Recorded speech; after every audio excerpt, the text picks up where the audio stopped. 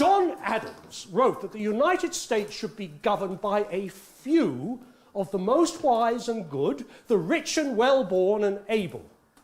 Hamilton said that the rich and well-born should have a distinct permanent place in government to check the imprudence of democracy. Yet Adams was a son of a farmer. Hamilton was an illegitimate orphan raised in abject poverty, not exactly well-born, either of them. Beware of men who see their own rise to success as a sign of their own superiority.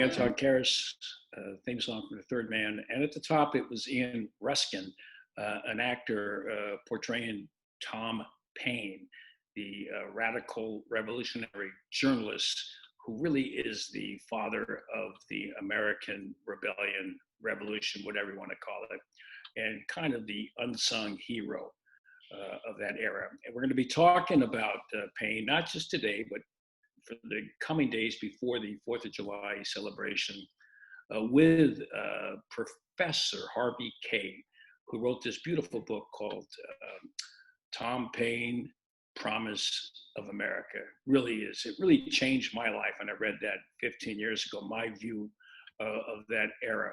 And I became a complete Paineite and a pain in the ass, I guess. So, by the way, he's a professor at the University of Wisconsin at Green Bay, and he's written a number of books. He really is the foremost scholar on Tom Paine, Citizen Thomas Paine, and this is the very first one. We'll be back with him a few times, and we're going to just get right into it. This is a piece of music called Tom Paine's Bones, and it's by Slee. And we'll be right back with Professor Kaye. As I went out one evening, by a river discontent, I bumped straight into old Tom Paine. As running down the road he went, he said, I can't stop right now, child. King George is after me. He'd have a rope around my throat and hang me on a liberty tree. And I will dance to Tom Paine's bones, dance to Tom Paine's bones. Now dance in the oldest boots I own, to the rhythm of Tom Paine's bones. Dance to Tom Paine's bones, dance to Tom Paine's bones. Now dance in the oldest boots I own, to the rhythm of Tom Paine's bones.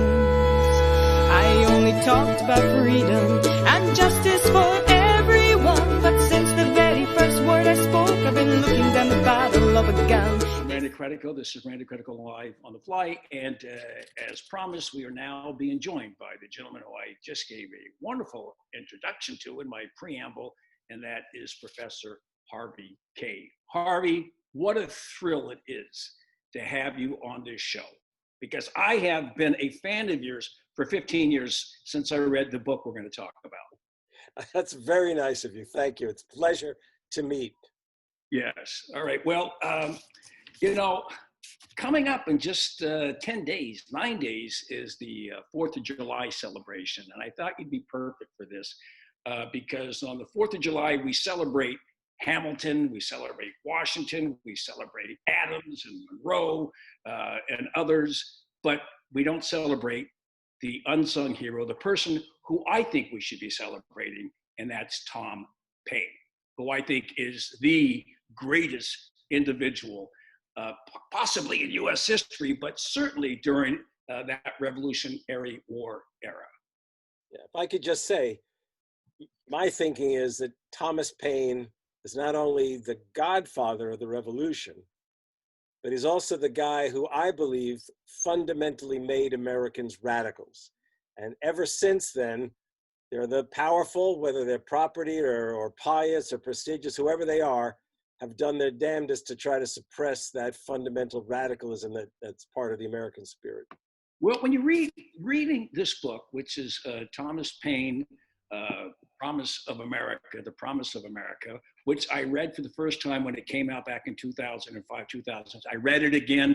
I gave 2 copies away. In fact, I'm reading it right now. I'm not even halfway through because I'm reading it and then I have to go to the internet to look up little anecdotes that you put into the book. The book is so well written. It really is. It is and I've read other books on Paine, but nothing quite like this. It's so readable. And I know you've been asked this a million times. You had an affection for Thomas Paine when you were a young man in Brooklyn. Yeah, when I was about 10 years old, and it sounds ridiculous. I'm not as old as it sounds when I say I met Thomas Paine when I was 10 years old on Eastern Parkway in Brooklyn. But it's the case that my grandparents had an apartment right opposite the Brooklyn Museum. And I used to love going to the museum, but when I couldn't make it there, because I was only 10 years old, I would wander their apartment as if it was the galleries of a museum, because they had, a lot of fascinating objects. And in the very back of the dining room in my grandparents' apartment, my grandfather, who was a trial lawyer, kept his personal books. And there was a shelf among those books, that bookshelves, that included basically his collection of books by and about Thomas Paine. And there was one book in particular, as long as you've asked, that really caught my attention. This one, which I'm going to hold up in front of the camera here, Thomas Paine, author of the Declaration of Independence.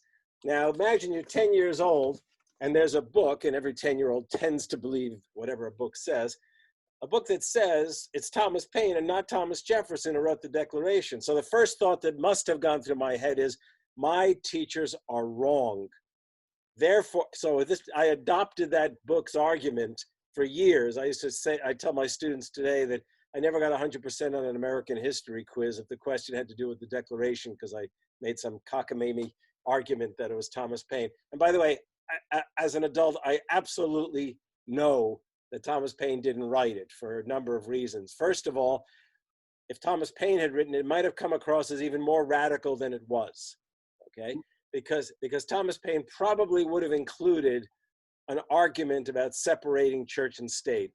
That's the proof to me, okay? But in any case, so Thomas Paine became my hero, and my grandmother died within a year or so after I first ran into the book, and my grandfather had to downsize.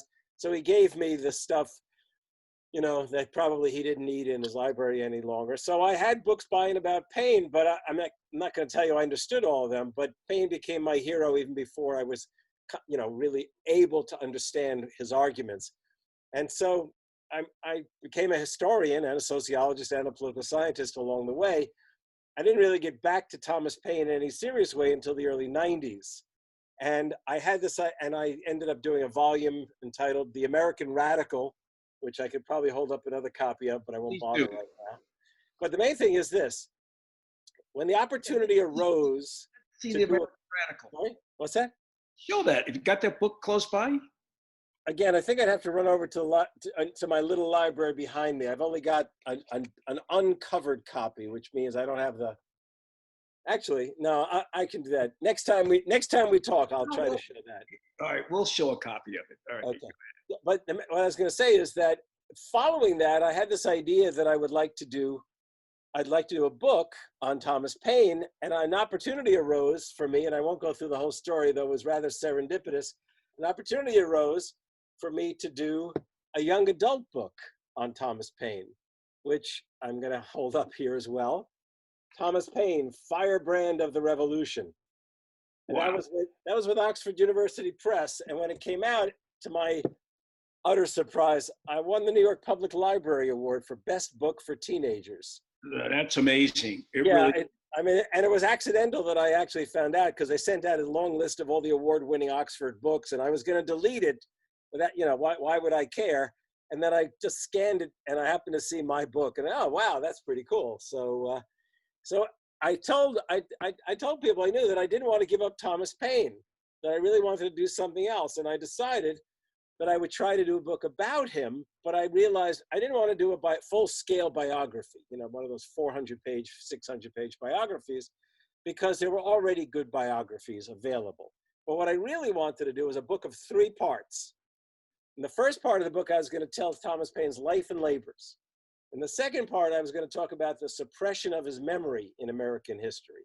As you were saying, when July 4th comes around, we tend to celebrate the likes of Jefferson and Adams and Franklin and Washington. We don't talk about Thomas Paine. The third thing I was going to do was I was going to bring Thomas Paine back to life. I mean, this was now 2001, in fact, when I started writing this. I was going to bring him back to life, or as a friend of mine who was a Lutheran minister said, WWTPD. What would Thomas Paine do? Okay, instead of what would Jesus do? Right. And so I set out with that plan in mind, and I got the contract to write just that book. But when I started getting into the library, for the fun of it, I walked down all the shelves of the American history section. I just kept pulling off biographies of other Americans, looking in the index to see if there was any reference to Paine, to see to what extent he might truly have been forgotten. And what I discovered was that I had been wrong, biographers were wrong, and historians were wrong. What had happened is, as much as the powers that be in every generation tried to suppress Thomas Paine's memory, the fact was that the liberal, radical, or progressive movements of those days, whether it was early 19th century, right through in every generation, they reached back to the revolution. They laid claim to Thomas Paine to connect their own struggle to the revolution itself. And Thomas Paine's work never was out of print and was regularly the champion in memory of every significant progressive movement in American history. Yeah, I heard Dr. Cornel West talk about Thomas Paine, and he certainly holds him in high esteem. He really is a well-read historian himself. And I've heard many others talk about Paine. And as my friend Barry Crimmins used to say, no Paine, no Twain, right? It's funny you should say that. Mark Twain thought Thomas Paine was one of the 3 most important people in human history. Right. And so I know he was influenced by him. And so Paine will not be remembered this 4th of July, which is a real loss.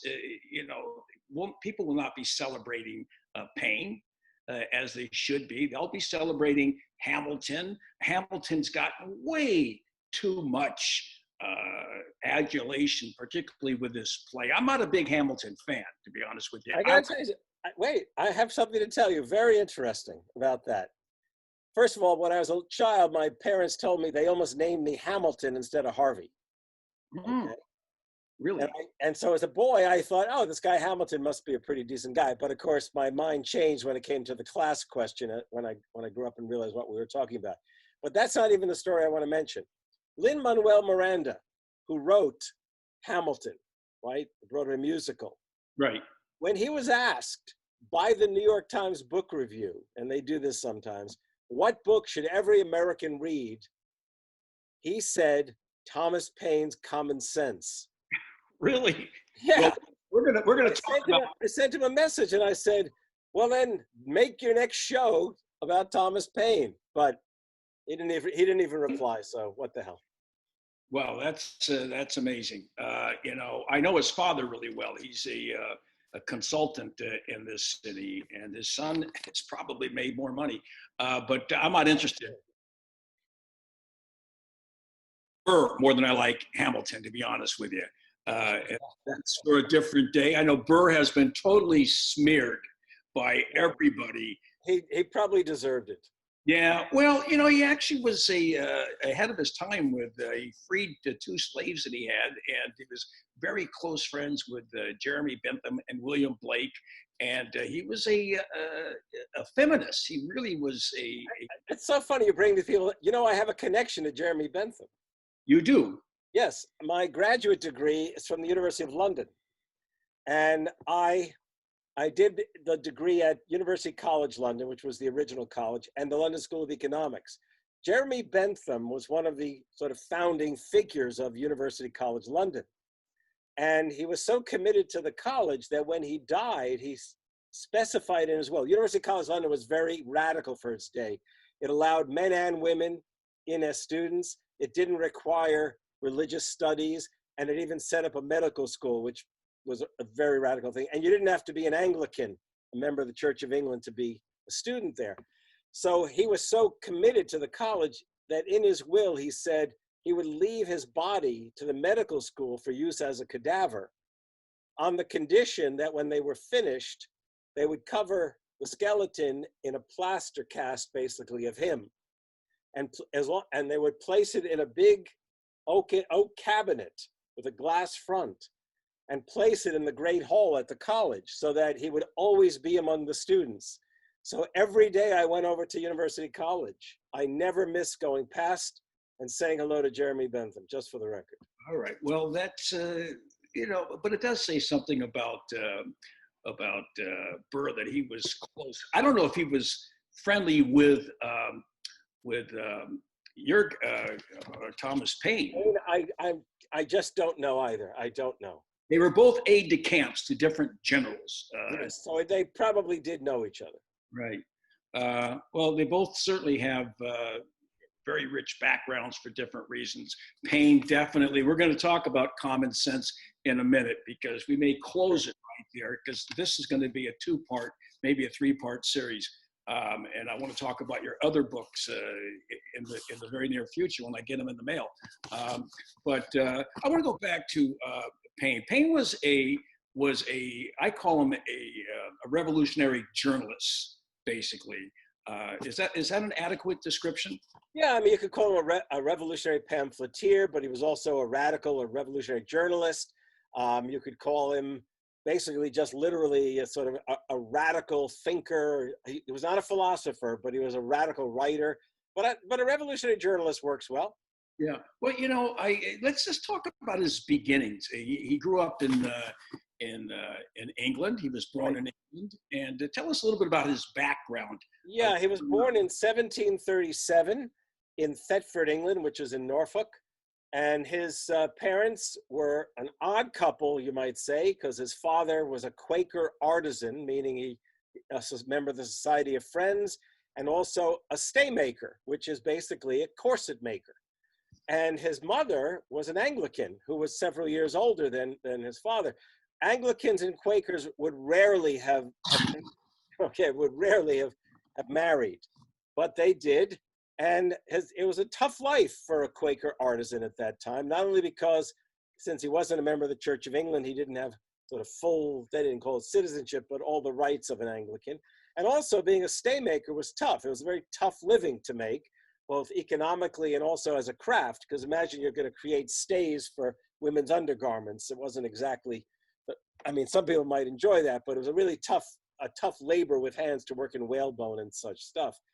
So anyhow, what enabled them to do what they had hoped to do and send their son to school was that her aunt, his mother's aunt, had some money, and she may not have had children of her own, we don't know, but she provided the funds to enable his parents to send him to school, and he did go to school until the age of 13, okay? Another note about that, which is interesting, is that it was a school that had sort of two tracks. One track, in one of the tracks, you learned Greek and Latin, and in the other track, you didn't learn Greek or Latin. And his father insisted he not be in the Greek or Latin track, because as a Quaker, he saw Latin as the religion of the high church, possibly even Catholicism, okay? So it's said that one of the reasons Paine wrote in such a popular style, in a style that could reach his fellow working people when he became a pamphleteer, is that he had never been distracted by Latin, by the fancifications of language that people who knew Latin might have pursued. So anyhow, he becomes a student as a boy, but his parents could only keep him in school until he was 13. At that point, they pulled him out and they apprenticed him to his own father. So as what we would say as a teenager, he's an apprentice corset maker, which, by the way, from most accounts, he didn't really enjoy or appreciate. And he really yearned for some adventure in his life. And later, as he approached 19, maybe even turned 19, he decided to run away to serve aboard a privateer. Now, a lot of people don't know the term privateer. They know what a pirate is, and they know what a Royal Navy sailor is. A privateer was a ship, privately owned ship, that was commissioned by the king's government, by the crown, to go out and prey, that is attack, P-R-E-Y, attack enemy vessels. And the deal was that if they successfully, took possession of an enemy transport, then they could take possession of it. They could basically share it up as if they were pirates. And then, of course, they would bring it back to port, and the ship would become the property of the crown. But what was aboard it would literally provide for money in their pockets. And he spent a year, as you would say, between the devil and the deep blue sea. Turned out to be an important moment, though he doesn't talk about it very much. It's important because, first of all, he's all the more, there he is out at sea, okay, probably with a multiracial crew, okay? So it gives him a sense of the diversity of humanity. Second of all, he learns how to fight because that's what they were out there to do. And third, he was able to use his skills as a staymaker by way of, he would be the guy who repaired the sails if they were in any way damaged in battle or anything else. But after a year, he had enough money in his pocket, he left the ship and he went to London. And he was always interested in improving himself. That was one of the things about artisans in those days. They stood above the normal laborers and they had this idea of self-improvement. And London, by the way, in England, there were only 2 universities at that time. Forget University College that I mentioned when I was telling my own story. Only two universities in England. Scotland had their own. One was Oxford, the other was Cambridge. And to go to Oxford or Cambridge, you had to be wealthy, you had to be an Anglican, you had to be a male, and basically speaking, it was completely out of reach to the likes of anybody who was an artisan. So he goes to London and he takes a room and he starts attending what we might call a working man's university.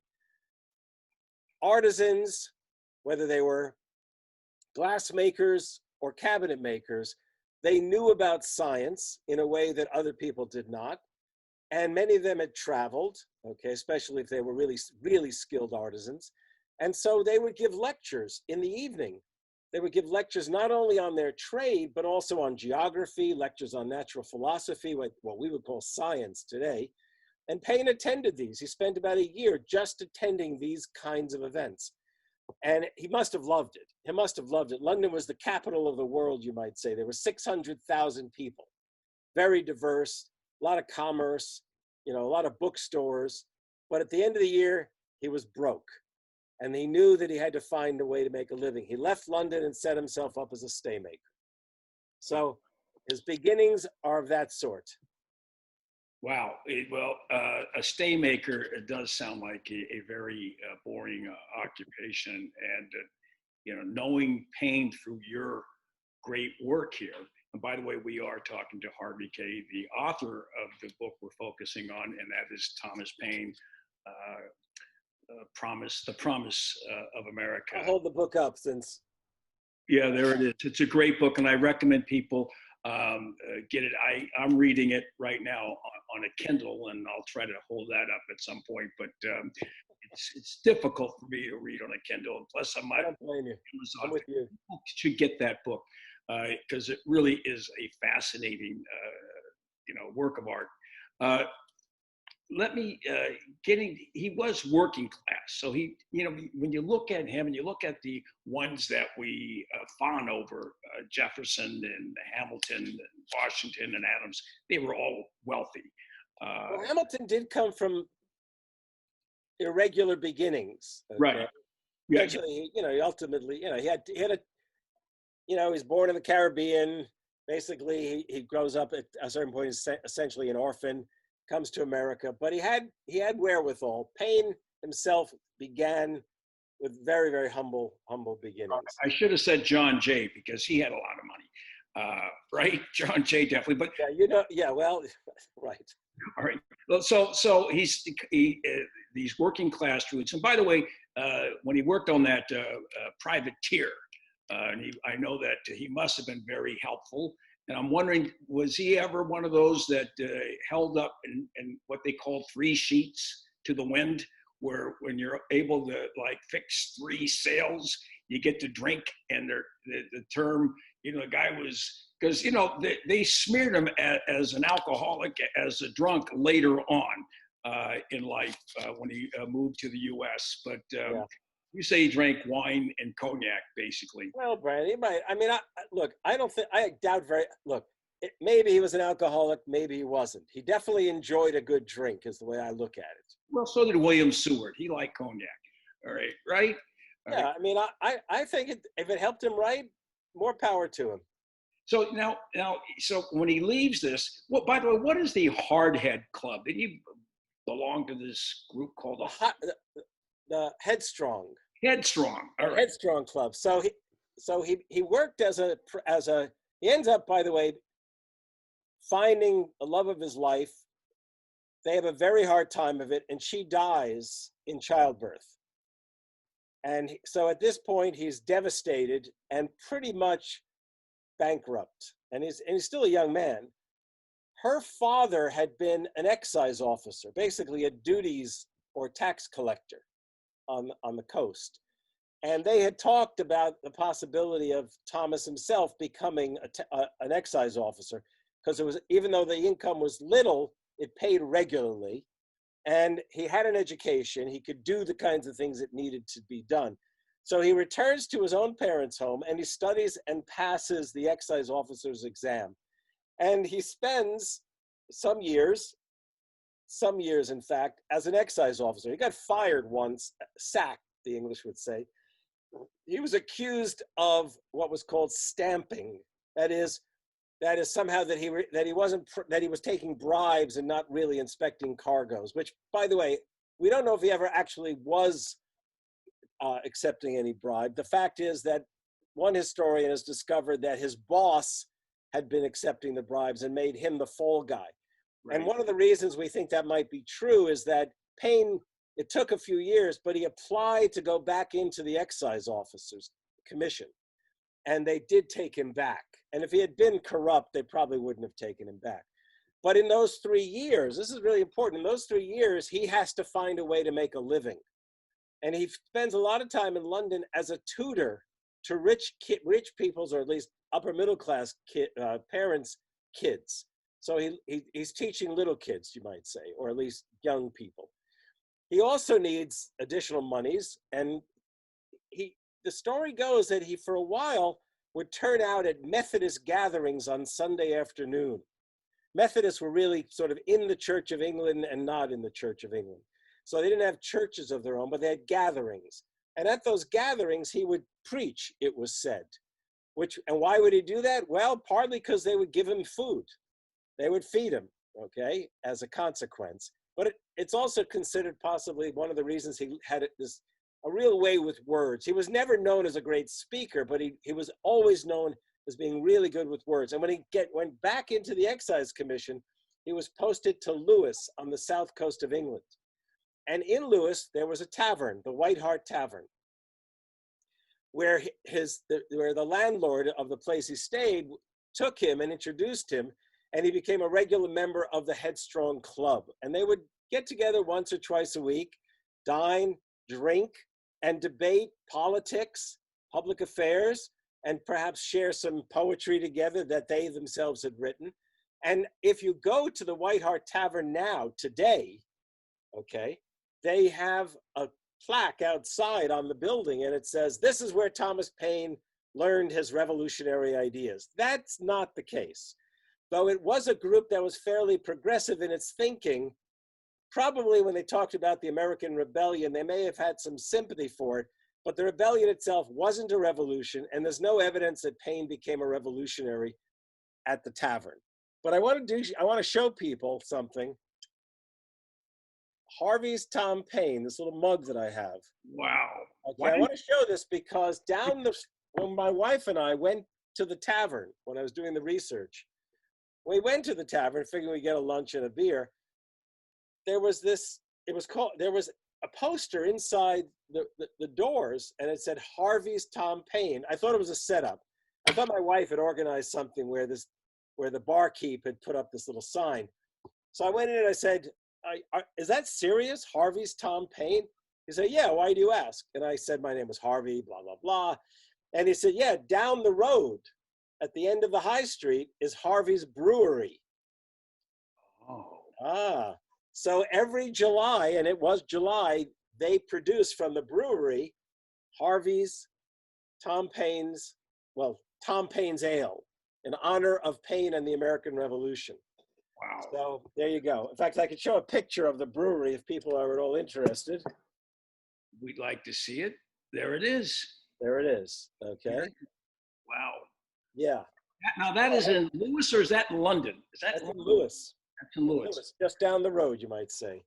Well, So there, what's interesting is Paine became known for being clever, good with words. And excise officers around England had heard of him because of his, he was sort of doing them proud. And they basically, in a gathering of excise officers, commissioned him, persuaded him to go to London to petition Parliament and the Excise Commission to raise the wages of excise officers, which, by the way, was an illegal thing to do. It was very close to the whole idea of a labor union, forbidden at the time. But he put together a small petition. He wrote it himself. It showed he was good with words, though there was nothing revolutionary about it. And he spent, maybe up to a year going back and forth and spending time in London. The good part of the story is he becomes all the more acquainted with a very important person, the best known figure of the Atlantic world, Benjamin Franklin. And Franklin took a real liking to him, okay? Maybe because he had the audacity to petition Parliament and the Excise Commission. But the bad side, or the downside, was he was sacked again. Sacked, okay? So the question is, what's he going to do with his life? So he goes back, settles his affairs, returns to London, asks Ben Franklin, what would you do? Now he's already at this point, maybe in his late 30s. And Franklin says to him, I think you should go to America. Right, but before you get to that, he had already had problems with the monarchy and the Constitution of England or of the UK. And I want to know at what point there, what influenced him politically outside of this work that he did for the excise union, or Yeah, the excise officers. they didn't formally organize a union. They would have literally just been all fired if that had happened. Well, okay, so there's this one. You mentioned this in your book that he was not radicalized, but certainly influenced by the case of John. Yes, right. I should have said, during his time in London, both originally and later, he was witness to what was called the Wilkes movements. Okay, John Wilkes, who was a radical journalist, known quite often as a radical and a rogue, was publishing very, very critical statements about English government and the king and all of that kind of stuff, and was regularly prosecuted, and he might well and then spend time in jail. However, he was a very popular figure amongst working people, maybe even middle-class people in London. Keep in mind, and I didn't want to get into detail about this, but I'm happy to do so. So inequality in England was truly gross. Now, they had they didn't have a republic or a democracy at all. It was a monarchy. They had a parliament, and they had a House of Lords and a House of Commons. And the House of Commons, those who sat, the MPs, were elected undeniably by constituents. The other thing was that in order to vote, you had to have a certain amount of property, or you had to have you paid a certain amount in taxes to be eligible to vote. So maybe one of every 20 Englishmen could vote. That's important. And there again, you had to be an Anglican to do that. So, and the other thing, so all the mass of people who were working people, whether they're laborers or artisans, or for that matter, sort of shopkeepers, the fact is they had no vote. So the practice, the way they would express themselves politically was to turn out in crowd-like actions to express their pleasure or discontent with new laws or the state of the economy. And Wilkes truly, at times, without perhaps ever wanting to be a truly radical figure himself, would end up sort of mobilizing them to take action against those they might see as oppressors or those they might see as cheaters in the marketplace. So Paine witnessed all of this, and one can't help but imagine he already saw that people like him, okay, had a yearning to be more directly engaged in deciding, debating, deliberating over what's good for them, okay? So Wilkes was prosecuted, and there was this movement, and it influenced Paine, and I guess there were other things that he saw in the poverty that he saw was horrifying. The poverty was, the 18th century in England is famous because a lot of people sort of lived off of gin, okay, to sustain themselves in the face of just terrible conditions. And he had had that experience as a privateer, which, there was a kind of solidarity amongst those who sailed on a privateer. And he understood the capacity of working people as well to create for themselves unity, okay? And they probably learned how to stand up to miserable, oppressive captains along the way. So he was a firsthand observer of what the colonialists were later going to fight against. So let's get back to Franklin. So he meets Franklin. Franklin is kind of entertained by Paine, finds him interesting. Yeah. And so what does he do? So Franklin recommends to Paine. Now, it's important to know that Franklin probably spent as much time in London as he ever did back in Philadelphia. So he's a very famous figure all the way around the Atlantic world, and known as a brilliant he's a scientist, he's a philosopher, he's clever in his way with words, and he's also the American representative in London. And basically speaking, he's constantly being called in to answer for what's going on back in America, in the colonies. The American colonies are already in rebellion. There's no revolutionary spirit to it, but there's decidedly a rebellious spirit to it. They are demanding that they be accorded the same rights as their British cousins. They say, look, okay, you can't tax us. You can't even legislate anything for us without our approval, our representation, at least in Parliament. Now, the British government thought that was bullshit. Okay, that was bullshit because, remember, 19 of every 20 Englishmen couldn't vote. Right. Who were the Americans to think they should be able to vote? It was called virtual representation. Right. Okay? We'll do this in your interests, right? But the Americans said, no, we're Englishmen. And they considered themselves proud subjects. Every time they might have met in gatherings, they would toast the king. They might not toast Parliament because Parliament was the ones who were taxing them, okay? So the fact is that Franklin has to answer for this. And don't forget, in December of 1773 was the infamous, to them, famous to us, Boston Tea Party.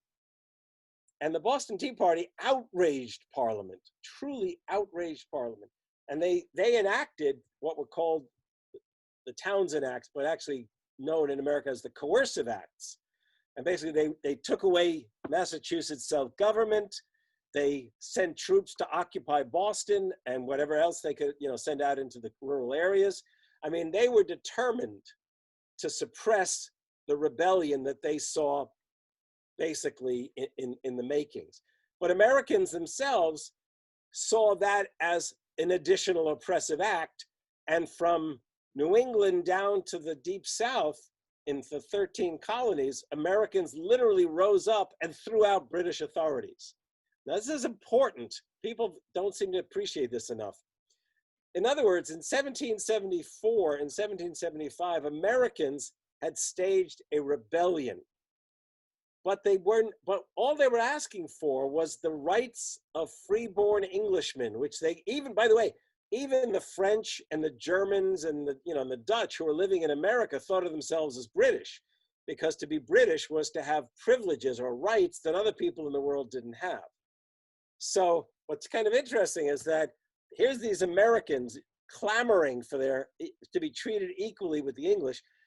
The weirdest part is that given that every one of the colonies had their own assemblies, and in America, even though the same laws applied as to who got to vote for representatives in the assemblies as applied back in England to the parliament, far higher percentage of white men could vote in America for the colonial assemblies than could ever in England for probably a century.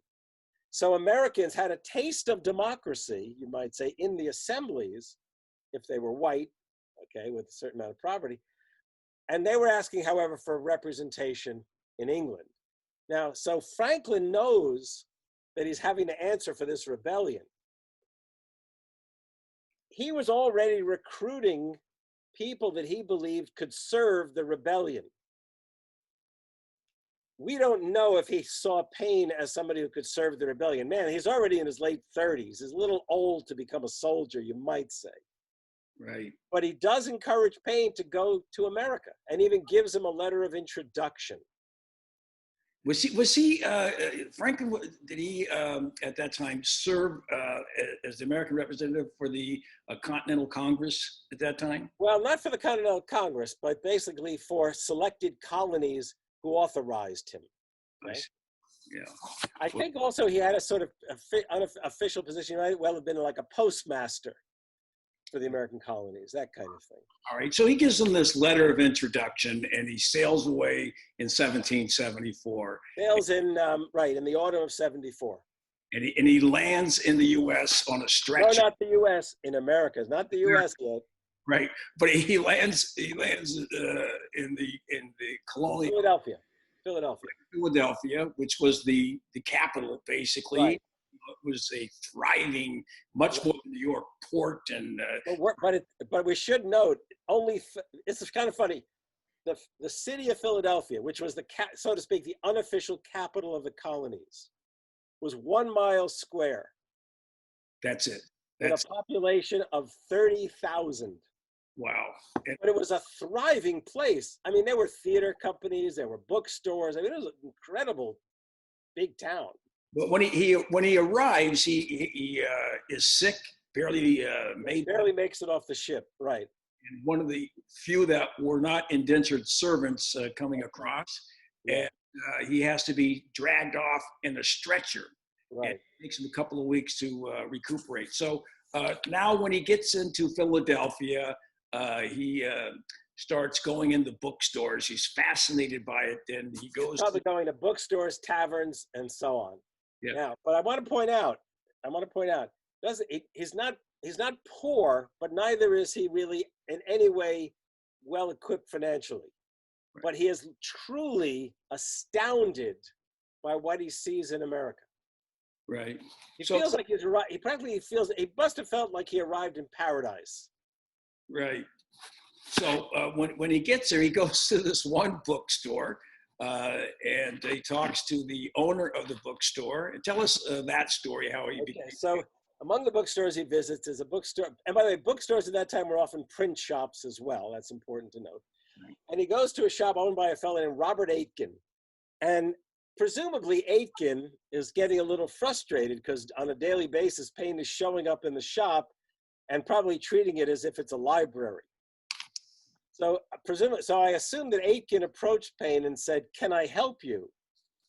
And Paine said, "Well, I'm just over from England, and I have this thing I like reading," and tells him probably about his interest in public affairs and familiarizing himself with America. And they get to talking, and somehow or other, I'm sure that Paine takes the opportunity to tell him that he has a letter of introduction from Ben Franklin. Having a letter of introduction from Ben Franklin would be like having a letter of introduction in Hollywood, as if you wanted to get a job in a sitcom and having a letter of introduction from Norman Lear today, okay, that kind of thing. Right. And Aitken says to him, well, asks him, has he ever done any writing of his own? And Paine ends up coming back the next day and shows him some of the things he'd scribbled for the Headstrong Club, including that petition to Parliament and the Excise Commission.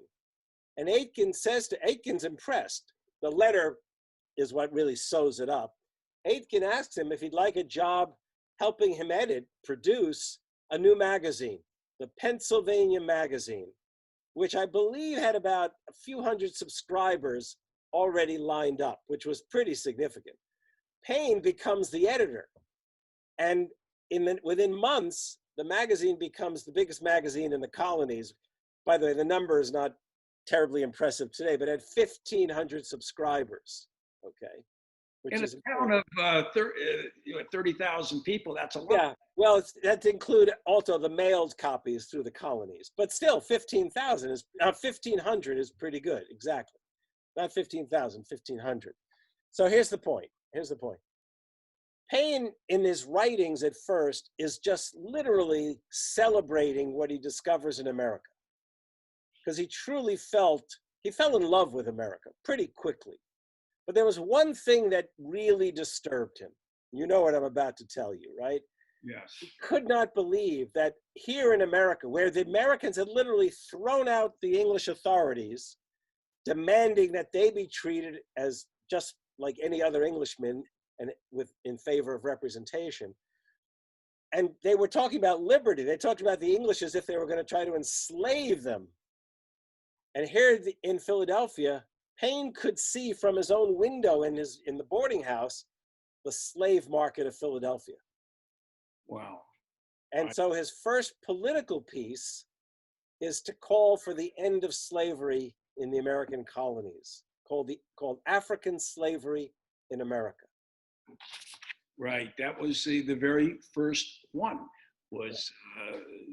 And that was like 1774. 1775, spring of 75. So that's his like first piece, first big pamphlet. How large was that book? You don't have a copy of it, do you? It wasn't a pamphlet. It was an article he wrote. Okay, right. Yes, an essay. Well, What he's telling is he calls for the end of slavery, and he says that the colonists themselves have an obligation to provide the slaves an education and resources. He's really very, very progressive in his thinking. And as a result, a man, one of the leading doctors in Philadelphia, a man named Benjamin Rush, decides he wants to meet this guy, Thomas Paine. Yes, and they meet, and that you might say is kismet. All right. Well, we're gonna take just a short musical break, and we'll be right back. We're gonna play this tune. It's Barbra Streisand, and this is "What Would Paine Do?" I believe, and we'll be right back with Harvey Kaye. 1776, Tom Paine was writing books with might and main. The Tories said, "Now, man alive, stop giving out with this here liberty jive. Stop giving out with this here liberty jive. Don't sing out people's rights that way. They might believe in what you say. So stop your song, it's not polite. Pipe down before you start a fight." You don't say, teacher, is that right? But Tom Paine looked ahead, and to those Tories Thomas said, "No, no, no, no. When you got to go, you got to go. You can't stand still on freedom's track. If you don't go forward, you go back. You can't giddy up by saying whoa and sitting on your status quo."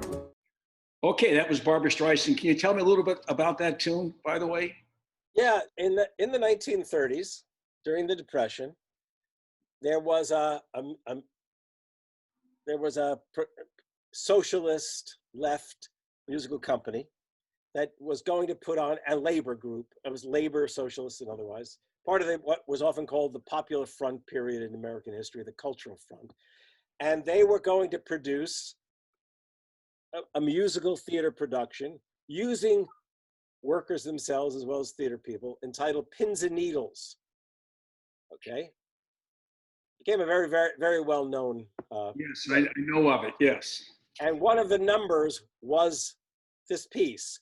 And then it was 1937, I believe. And 25 years later, I guess it was 62, there was a revival of it that Barbara Streisand appeared in, and she sang that song. Oh, that was great. That's as I understand it, okay? Well, let's get back to Benjamin Rush. All right, so Rush. So Rush, the doctor, comes to the print shop where the magazine is produced and asks to speak to the man who wrote this piece, African Slavery in America. And they end up going off to a coffee shop. And Rush is a member of the Continental Congress. And he's one of the radicals in the Congress. He's close to the likes of Adams and the others, okay? And Rush is so impressed by Paine that he suggests to Paine that he write a pamphlet that challenges the whole imperial colonial relationship. A pamphlet that would call for a break with Britain. It's a very funny story because we know the story not from Paine, but from Rush. He tells the story in his own writings. And he says he meets with Paine and he was so impressed that he makes this proposal to him. And Paine said to him, well, why don't you do it? You're a good writer. And Rush himself had once written a call for the end of slavery, but he had taken a beating when he did it. You know, he was taking a beating because it was like an early abolitionist moment, and some people even sort of stopped seeing him as a doctor. But so he was a little burned by his own political writing, okay? So he said to Paine, I can't do it. I have too much to lose. That's bullshit, right? Right. So you can do it. You have nothing to lose. This is by the way, this is Rush's version of the story, not Paine's version of the story.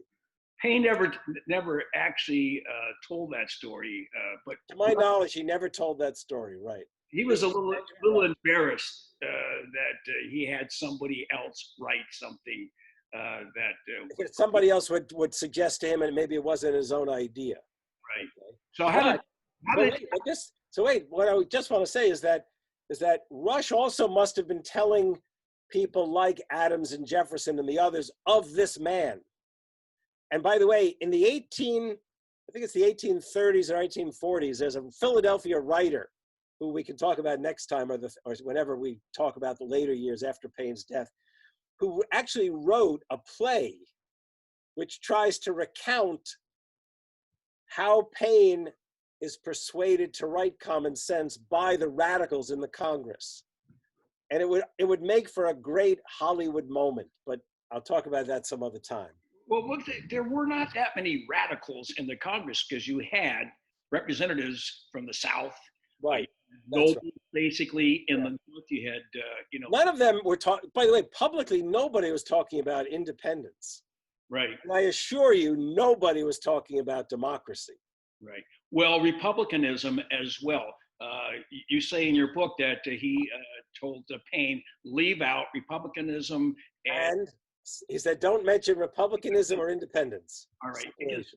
Everybody at that point still toasted to the king, right? Yeah, absolutely. Well, it's so weird because Paine must have thought to himself, this is like, he must have actually been sitting there thinking, who is this guy who's telling me I should be writing about something that he's afraid to write about?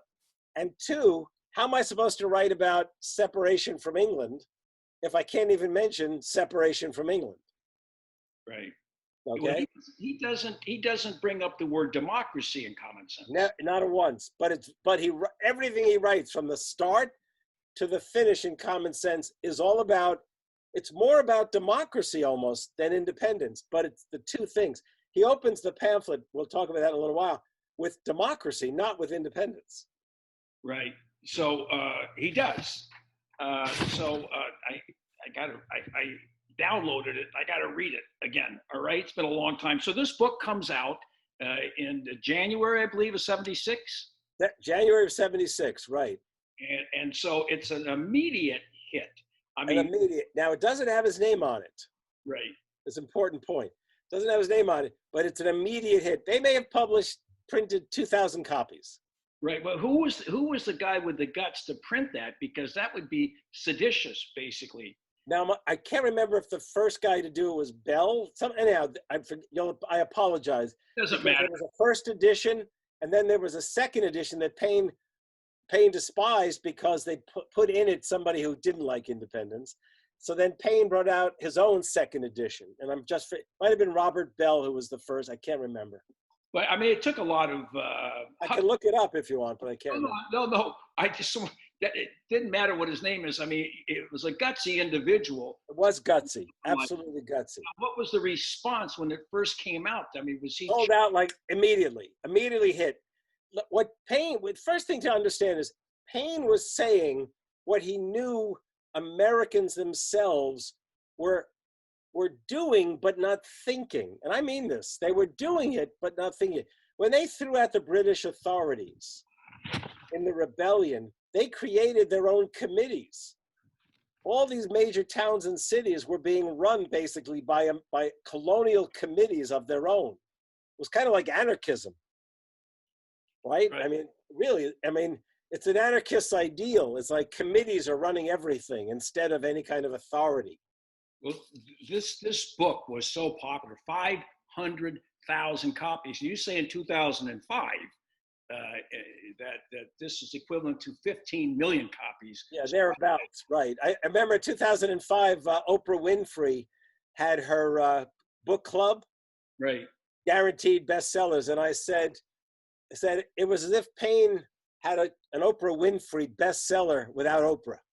And so this book, John Adams, and this is kind of contradictory because he later slams Paine, but he says, without the pen of the author of Common Sense, the sword of Washington would have been raised in vain. So that's how. Without the pen of Paine. Well, actually, it was Barlow, not Paine, not John Adams who said it. Well, it says in here that. In where? You're not looking at my book. Oh, no, I'm looking somewhere else. I'm looking at Wikipedia. Right. Everybody says it was Adams. It was not Adams. It was Barlow. All right, so. Barlow, who was one of the who was close to Washington himself, Barlow. And Barlow said, without the pen of Paine, Washington's sword would have been wielded in vain. He also wrote this song, the Liberty Tree song. Oh, yeah. That. Well, Paine himself, I think, Paine loved poetry when he was growing up. And he loved Shakespeare and Blake and Milton. He loved these, not Blake. Blake was a peer. He loved Milton and Shakespeare. Right. And he always wanted to be a poet, okay? His poetry is so-so. Not worth knowing. All right. But this was turned into a song, right? But one of them became the song, right? The Liberty Tree, absolutely. But here's another thought. This is really important. Adams was one of those founders who thought of himself as a radical. But actually, while he welcomed Paine's call for independence, he loved it, he did not like Paine's basic call for democracy. Right. Because Adams was one of those guys who, though he despised the aristocrats, he had no trust in the people. Absolutely. We played that from that play at the very top. And Adams also was loyal to the monarchy. He represented the ones responsible for the Boston Massacre in 1770. He actually believed in a fair trial. Let me say something about Adams. This is really, I think, interesting, to me at least. Adams would be a great guy to go and have a beer, a coffee, or a wine with, because he was the only one of his generation who actually spoke his mind in conversation. I see. Everyone else. What I mean by that is that everyone else always kept like a facade up. But Adams always let down his guard, always said who he hated, who he liked. It was like it was as if he was always on a therapist's couch. Right. Well, he certainly did not like Thomas Jefferson, but that's not what we're going to talk about today. I do want to say this will be indicative of what happens. Then we can talk about Common Sense, which, by the way, we're probably running longer than we want to do on all this stuff. But Adams bought 3 copies of Common Sense right away. He loved it. Right. And he kept one for himself and sent 2 by post up to Boston, up to New England. to his wife, and she had the task of giving it to someone else. Well, you know how the males would have crossed at that time. I mean, it wasn't like you could get 24-hour delivery. So Adams and Abigail, John and Abigail, their letters are crossing a lot. And at one point, Adams writes to her, well, what do you think? And when he does that, she has already written, basically, I love the sentiments. I'm charmed. That's the way she writes. I'm charmed by the sentiments of common sense, which is like saying that she got hot from common sense. Okay. So you're a great guest. I want you to know that, man. You got a great sense of humor and a great gift of gab. Well, thank you. So Adams, she says, she's assuming that her husband wrote it, I think. And he writes back and he says, I think she says, did you write this? And he goes, no, I could not have written it in such a manly fashion. Now, who would ever say to his own wife, I couldn't write it in a manly fashion? Only Adams, because he was like he was a stand-up comic in some ways, right? Right.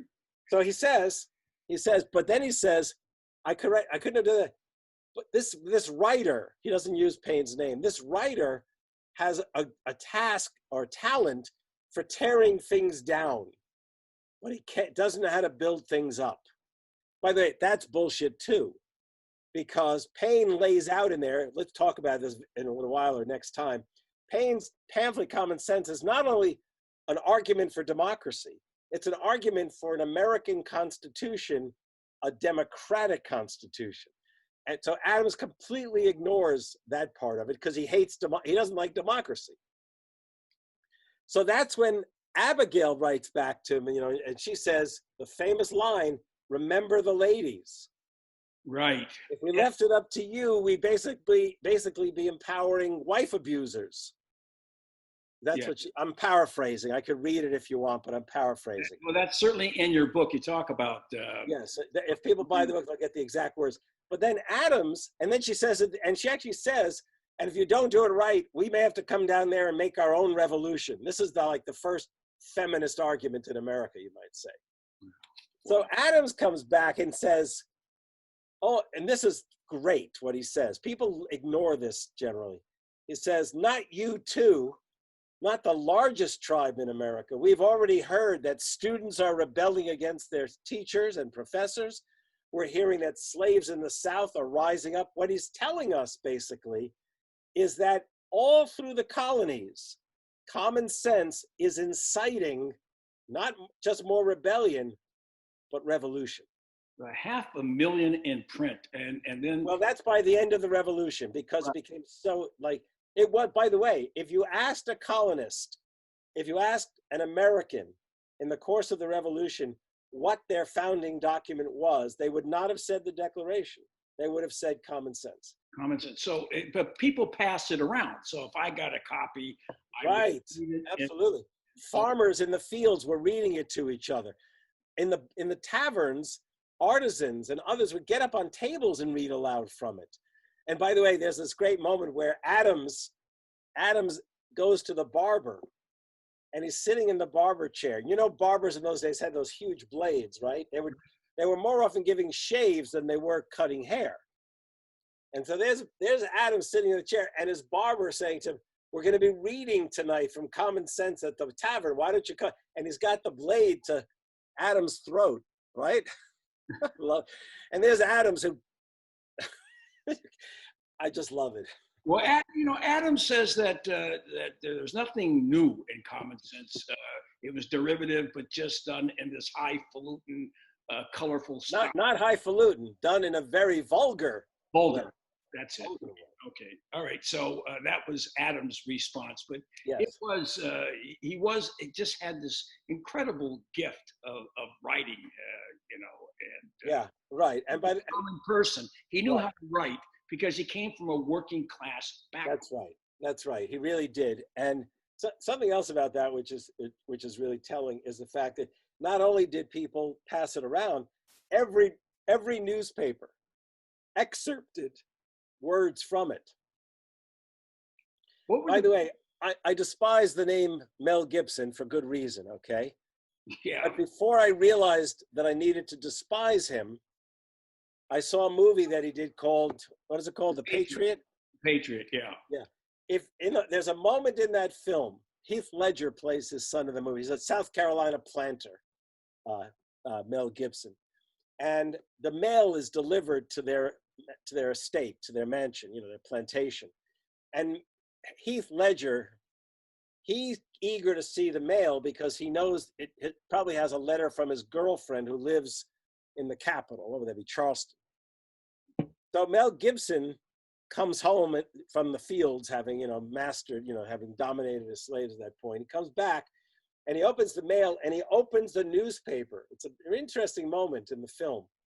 And he's looking at an article inside, but the camera pans in to an article, and it's actually the excerpt from Thomas Paine's Common Sense. Wow. Yeah, I was sitting there in the movie and I thought, oh my God, I can't believe it. That's like the only good part of the movie, probably. The best part of the movie, you bet. The reaction by the Tories in the U.S. And the British government in the U.S., the governors and the military. Yes. What was that? Okay, the Tories, of course, hated it. Right. They started worrying for their lives, you might say. Okay. But here's the other thing. Even a goodly number of those who saw themselves as somewhat radical worried about it. Adams wasn't alone in that. I mean, the property members of the Continental Congress, on the one hand, there were those who loved it, and on the other hand, there were those who hated it. They weren't all ready to jump to independence. But it's also the case that Paine wrote such a democratic argument that there were those who were truly antagonized by what he said. Okay? Gouverneur Morris, who was a landowner and a merchant and a lawyer from New York, who spent time between New York and Philadelphia, he never cared for Thomas Paine, which will later come back to haunt Paine's life. Robert, you understand, the working people just loved it. So Tories and others who had reservations. I mean, it was a real split kind of thing. Was there ever a prosecution of an attempted prosecution of Common Sense, of Paine for Common Sense? Yes. No, absolutely not. No, definitely not. The British government that was running the U.S. at the time still. Well, they thought they were. They thought they were, but they never made it. They didn't try to suppress it. Well, they didn't try to suppress common sense. That was, well, by the way, there were cities where Tories tried to suppress common sense. Right. But the artisans then, especially, there was one case in New York where there was an effort to suppress it, but the artisans in the city of New York, where you are, they stormed the print shop and literally just distributed it themselves. Wow, that's an incredible story. Yeah. We have been talking with Harvey Kaye. Harvey, the book is Thomas Paine, Promise of America. You can get it. It's still out there. It's still out there. It's my love letter to America. And it's really a wonderful piece. And it's really exactly what I wanted to talk about, up to common sense, because, we've got an hour here and we're going to have to continue, American Crisis and all of that. When we do this again in a few days, we'll continue this discussion, and we want to do 2 or 3 dedicated to Thomas Paine, who I consider the main founding father of this nation as we go into the 4th of July holiday. He certainly is the person to celebrate. I believe you enthusiastically concur with that assessment. You bet. All right. So we're going to go out with, I think, is there anything else you want to add to Common Sense before we sign off? Yeah, well, I'm going to tell you this. I mean, we may talk a bit about common sense next time, I would hope, but... We will. We definitely will. Okay, here's the thing, okay? The thing about common sense is that we should all keep it by our bedside, because in spite of the fact it was written in the late 18th century, if you sit with it and you allow yourself, maybe even at bedtime, to read bits of it, you'll feel like it's a letter from an old friend. Definitely going That's to. what I would say, okay? I'm going to read it in its entirety before we speak again. So This is great. This is part 1 of our conversations with Harvey Kaye on Thomas Paine. And we'll do something on FDR and your book on on American radicals in the coming conversations. I appreciate this. We're going to go out with another version. I got 2 or 3 to select from of Thomas Paine's Bones, Tom Paine's Bones. All right. I really appreciate your, you're such a wonderful guest to have on. It really has been entertaining for me and educational. And, Thank you. This is fun. All right. We'll talk soon. All right. Thank you. We'll be right back. As I dreamed out one evening by a river of discontent, upon straying into old Tom Paine was running down the road he went. Said, I can't stop right now, child. King George is after me. He'd have a rope around my throat and hang me on the Liberty Tree. And I will dance to Tom Paine's Bones. I'll dance to Tom Paine's Bones. Dance in the oldest boots I own to the rhythm of Tom Paine's Bones. I will dance to Tom Paine's Bones. Dance to Tom Paine's Bones. Dance in the oldest boots I own to the rhythm of Tom Paine's Bones.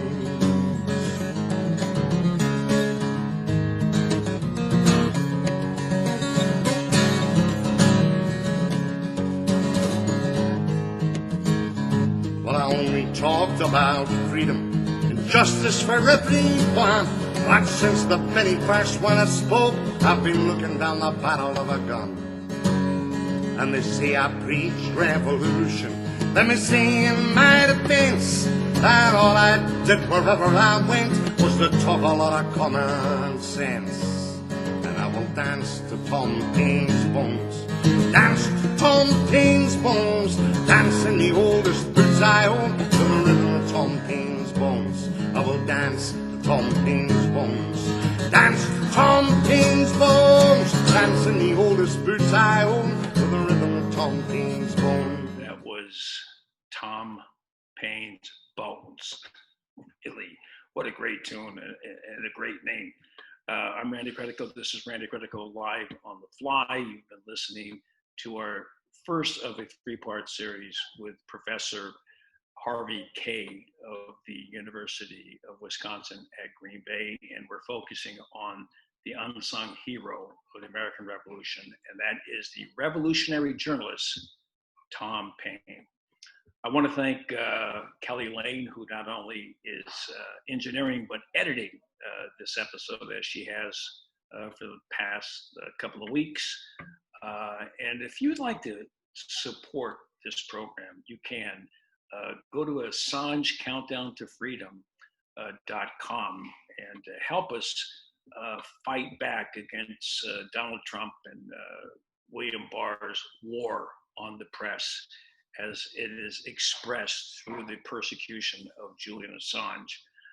Whether you like Julian Assange or not, that's not the point. The point is that the First Amendment and free speech and the free press is at stake here. This is a vital case, and we need to circle the wagons around Assange. And I plan to do many of these prior to and then after the continuation of the hearing in September, and we could use your support. So go to AssangeCountToFreedom.com. All right, so we've been playing this video that Jimmy Sunderland put together, one of our editors, and it's Billie Holiday, Strange Fruit, and it's a memorial to all of those up until a couple of weeks ago who are victims of police murder. So we'll see you soon. Thank you very much, and thank you, Kelly Lane. And that's it. We'll be right back. This is Billie Holiday, Strange Fruit. With what has happened.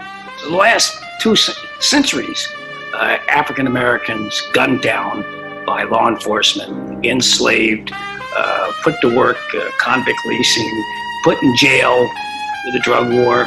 But in the last week, it's really heated up, and it's got to stop.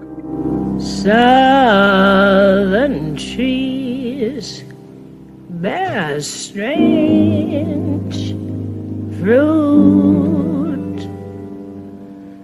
blood on the leaves, and blood at the road. Black bodies swinging in the southern breeze,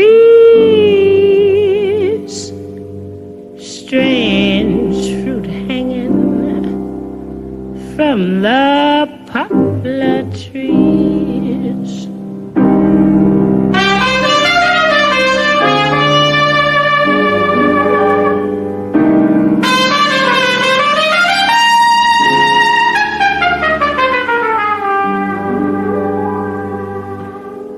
Pastoral scene of the gallant South, the bulging eyes and the twisted mouth, scent of magnolia, sweet and fresh. Then the sudden smell of burning flesh. Here's a fruit for the crows to pluck, for the rain to gather, for the wind to suck, for the sun to rot, for the tree to drop.